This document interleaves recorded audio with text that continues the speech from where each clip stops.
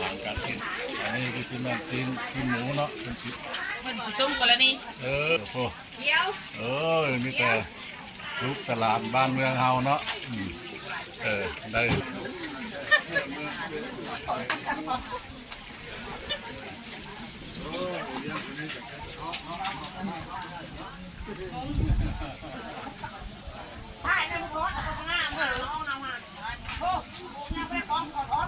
ใส่กล้องเลยป่ะฮะใส่กล้องแล้วอัดเลยเนาะเพราะว่ามันยันขี้พุ่นเข้า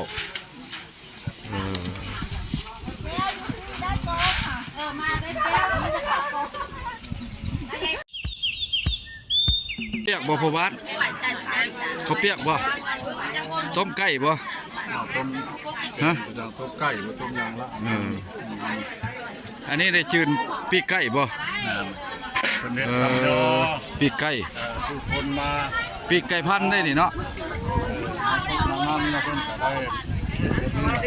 ปีกไก่พันไปแล้วพี่กันน้องเลย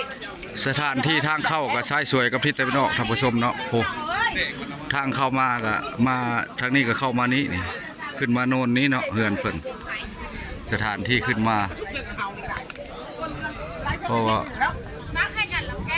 มันเพิ่นอยากอยู่ทุ่งนาเนาะบ่ได้เข้าไปอยู่แต่ว่าบ่แปลงออกไปท้ายแถวนาบึงเนาะบ่เห็นเพิ่นแขกก็บ่หลายปานใดพี่น้องมาในงานศพมื้อนี้เนาะมื้อนี้ก็เป็นวันจันทร์พี่น้องเนาะบ้านนาบึงเมืองโคเซบังไฟแขกขม่วนพี่น้องเนาะเพราะว่าเพิ่นก็จัดที่ว่าเพื่อนของเพิ่นเองพญาผู้เกี่ยวเองเนาะพี่น้องตักบาตรสังฆทานยังบ่ฮู้เนาะและสิแจ้งให้ฟังให้ฮู้เนาะพี่น้องบริเวณเฮือนก็ซับนี่แหละ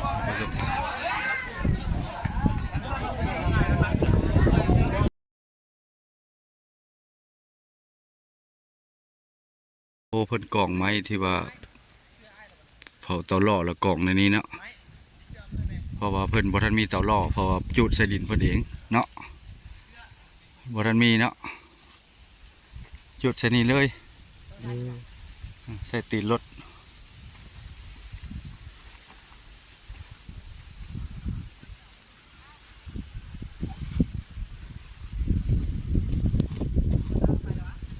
ใช้เตาไฟดังไว้บ่ให้มอดเด้ท่านผู้ชมบ่ให้มันมอดเขาดังนั้นไฟดังไว้เลยตัวอยู่ไฟอันนี้แล้วมันเป็นเหล้าให้แต่เก่าเนาะเหล้าให้เราให้ให้นั่นแหละให้หมดเฮ็ดให้เฮ็ดนาแหละจุดอยู่นี่เนาะศพบำเพ็ญเพิ่นจุดอยู่นี่บ้านห้วยลังมือเมืองขัวเซบางไฟแข่งขมวนจัดงานศพขึ้นคือดินเพิ่นเอง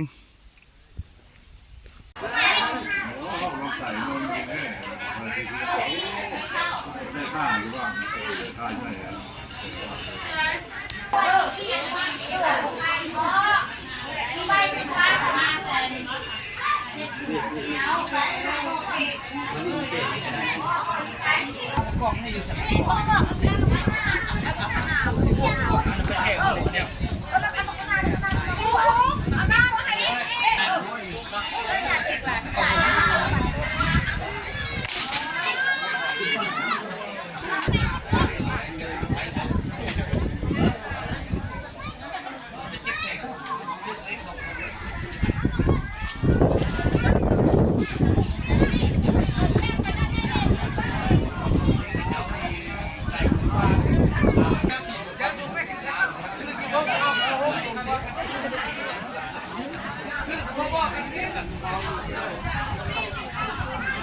งานศพและจัดขึ้นบอน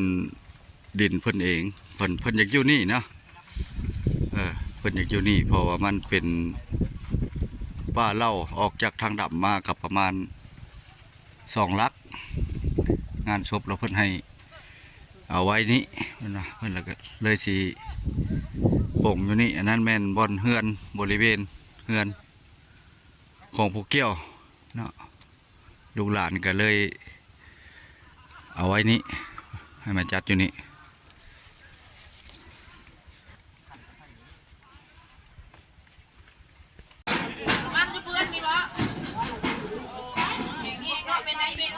ไม่ได้ทำแล้วของ ยังอันนี้ทีมงานแม่ครัวบ่แม่ครัวบ่นั่งกับโปด โอ้ โอ้พักพ่อ ปั๊มสุด โอ้ยเผื่อได้เอาปู บ่ ทำไมมันเป็นไง ท่านนะฮะ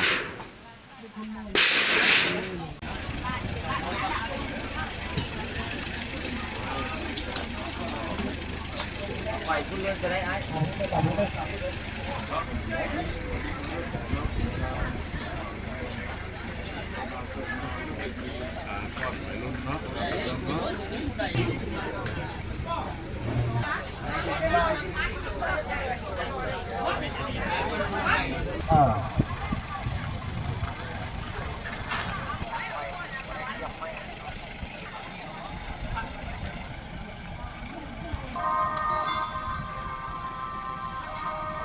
แล้วมันเน่นเนาะลูกหลานเด้อลูกหลาน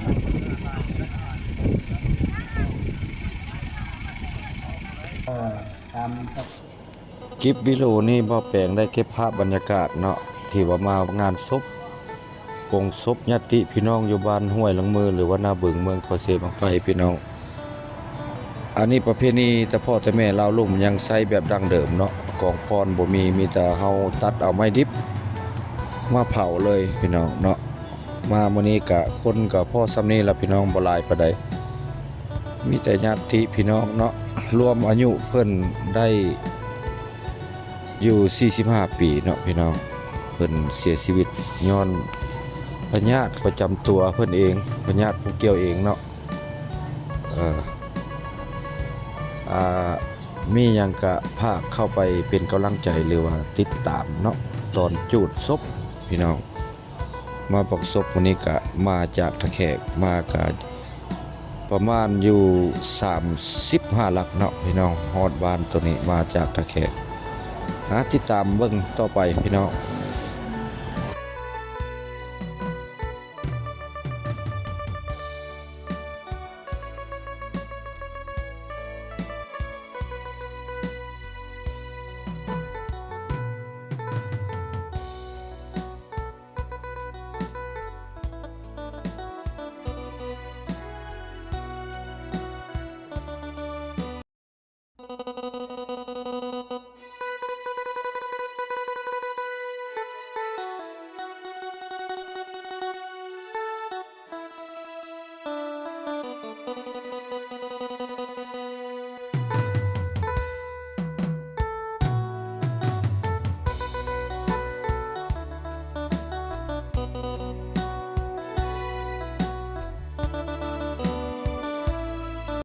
วันนี้กับพวกเฮาเนาะครอบครัวของนางยันตาเนาะที่ให้ปฏิบัติหน้าที่ประกอบพิธีบำเพ็ญกุศลสรีระร่างกายของท่านคือ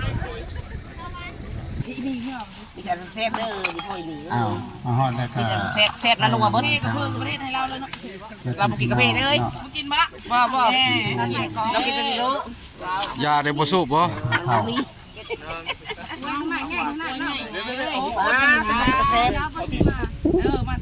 แต่งผ้าเข้าพี่น้องแต่งผ้าเข้าสิว่าเราผ้าเข้าทิพย์เนาะอันนี้เราผ้าเข้าทิพย์นะครับสิว่าแล้วก็ผ้าเข้าที่ว่าผู้เสียชีวิตที่ว่า ที่ว่าจะเคยเชื่อถือกันมาแต่พ่อแต่แม่พี่น้องเนาะสำหรับสิมีอยู่ประมาณ3มื้อหรือ7มื้อเนาะอันนี้เอาขอนขึ้นเพราะว่าบ่ทันมีกองพรพี่น้องเนาะเพราะว่ากองไม้ไว้พอเพิ่นดินของเพิ่นผู้เกี่ยวเองเนาะเพิ่นอยากอยู่นี้เนาะ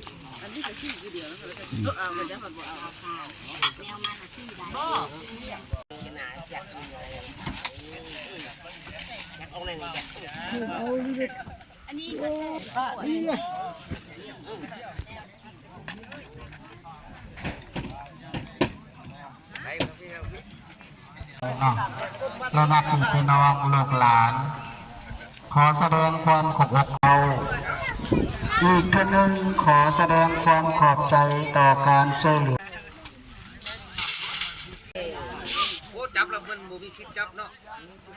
นับแล้วบ่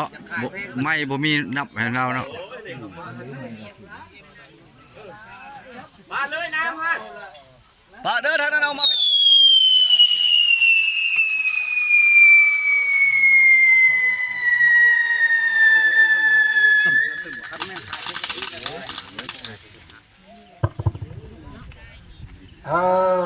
เมียนตนเมียนโตเด้อพ่อคุณมีเด้อให้ไปสู่สวรรค์ชั้นฟ้าเนาะไปเกิดที่นี่ถึงสุขชาติหน้าเราอายุมาละลายเด้ออายุมาละลายแล้วก็บอกเลขให้ลูกให้หลานเด้อเลข6 โตเด้อมันจะได้หลายเนาะ6 โต1,000เอา400 ล้านแล้วก็ให้ไปเกิดที่ถึงสุขจะได้ใครจะมีชาติหน้าอย่าเอามานำพญาบัตรงานนี้ก็ถือว่าสำเร็จพี่น้องเนาะมาปลงศพอยู่บ้านห้วยลังมือหรือว่าหน้าบึงเมืองโคเซบังไฟแข่งขมอนพี่น้องมาปลงศพญาติพี่น้องเนาะมาแปลงได้ถ่ายให้พี่ให้น้องเบิ่งประเพณีลาวลุ่มเฮาเพิ่นจุดอยู่ในดงสวนยางเนาะอยู่เฮือนของพวกเกี่ยวเองคลิปนี้ก็ขออำลาพาจากหมดสุขุสุคนพี่น้องเนาะคลิปวิดีโอหน้าพบพอกันใหม่เด้อพี่น้องเฮาผิดพลาดประการใดขอโทษขออภัยหมดทุกคนหมดทุกท่านภาคเข้าไปเป็นกำลังใจไว้เนาะทางช่องบ่าวแปลงบรรณาไปก่อนพี่น้องลาก่อนบ๊ายบายหมดสุขสุคน